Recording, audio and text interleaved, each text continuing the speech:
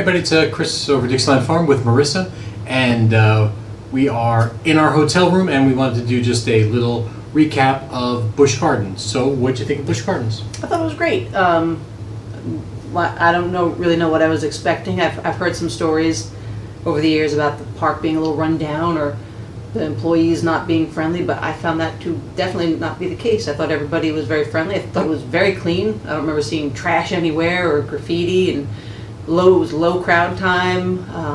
I thought everything was well run. The animal exhibits were great, and roller coasters were awesome.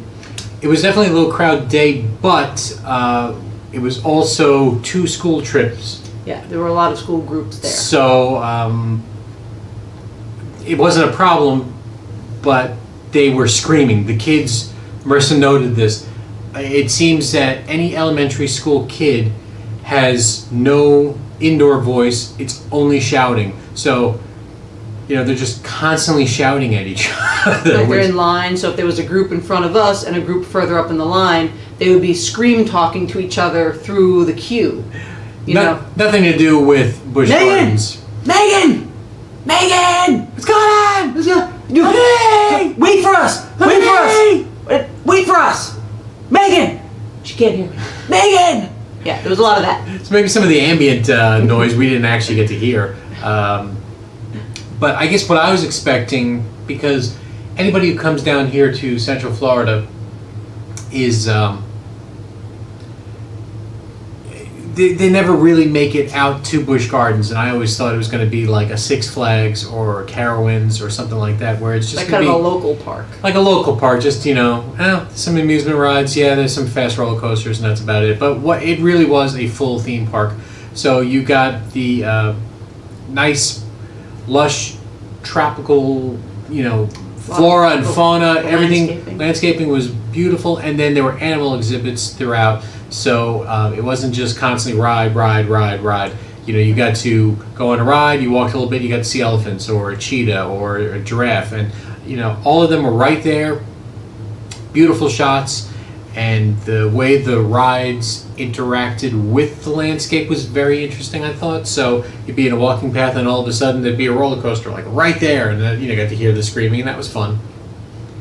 The food, we timed it by accident, but we went to, because we didn't want burgers, so they had this kind of taco salad thing, which sounded perfect. Marissa did not make it a taco salad, she just kind of made it a taco bowl. And at the exact same time there was a doo-wop show, and it was right there. In this nice air-conditioned like pavilion indoors. I was like, oh, there's a lot of seating in here for people to have lunch, like a huge seating area, kind of like big long picnic tables in this indoor place. And that's when I realized the seating for the restaurant was the seating area for this big doo-wop show that they put on. So it was very entertaining. Yeah, so we got a free show right out of it. Now, you know, they weren't the greatest singers, but they were pretty good, and so was the band. They were pretty good, and I wasn't expecting it, so it was great. Definitely an added little thing. Mm-hmm. We did realize that we are not in our 20s anymore, so those roller coasters took a toll on us a little bit, so we needed a little bit of break between the rides, which we certainly did. And see, we rode the Cobra's Curse, mm-hmm. Which was a lot of fun. You know, no loops or anything, but I was not told of this, that the cars spin about halfway through the roller coaster. The cars just start spinning on a base as they're going up and down and around stuff. So that was unexpected and fun. We also got to ride Mantu. Mm-hmm. I believe the roller coaster called Kumba was closed for some reason while we were there. And I don't think the Gwazi coaster is there. And it was a big wooden roller coaster we saw kind of dilapidated off to the side. So I think that might be, maybe that's where Gwazi was. There was also another, what was the other one we did? Was it Cheetah? We did Cheetah Hunt. That was a lot of fun too. So yeah, and Shikra I liked a lot. I was surprised because just looking at it, I started to get like you see behind my ear, I wear this patch. It's for motion sickness. So I get it as a prescription from my doctor. Because the other stuff tends to make me just sleepy, Dramamine and all that stuff. And without this, I can't ride like anything. I couldn't even ride like the monorail. But so I put the patch on the night before our visit to Busch Gardens, and I did really well. So I thought Shikra was gonna wreck me, but I enjoyed that. I think out of all the roller coasters, they're the most. I thought the theming inside the roller coasters was also good. It wasn't just paint. It had some stuff to it. There was a story. Yeah. There was a story to them. So the whole experience was great. The food was great. We got to watch an ice skating show, which we weren't expecting really to be. I was expecting it to be kind of cheesy theme park, like.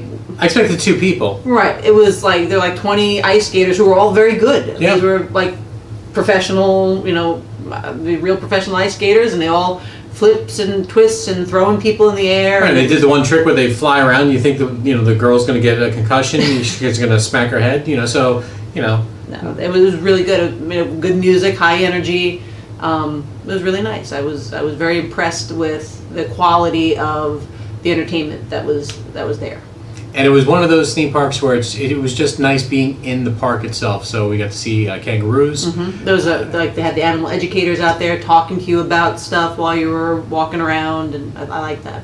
I wouldn't even say it's a one-day park. I'd say you could probably do 2 days if you took your time and really listened to the animal experts. We only got to see 1 or 2 animal experts.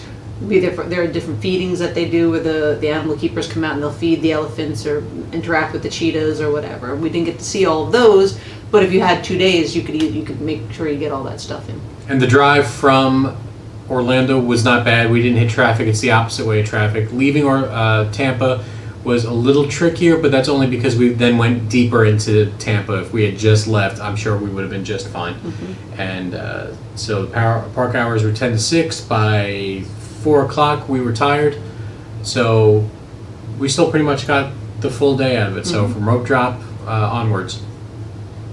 And this was part of the upgraded ticket that we got with Discovery Cove. The base price was $2.25, I think, and then for the extra, I think it's $25, you get Busch Gardens included for 14 days worth of admission, plus free parking at all of the parks: Busch Garden, SeaWorld, Aquatica, and Discovery Cove. So zero issues with any of that. Nope. We went to Discovery Cove first, so we already had a kind of like a photo ID hard ticket, and that's all you need from that point on. When you show up for parking, you just hand it to them.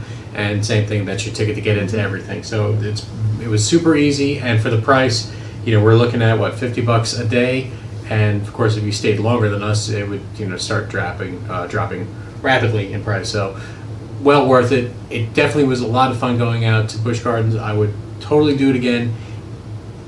Absolutely a lot of fun. Mm-hmm. So from Chris and Marissa at Dixieland Farm at our hotel at Saratoga Springs, thanks for watching, everybody.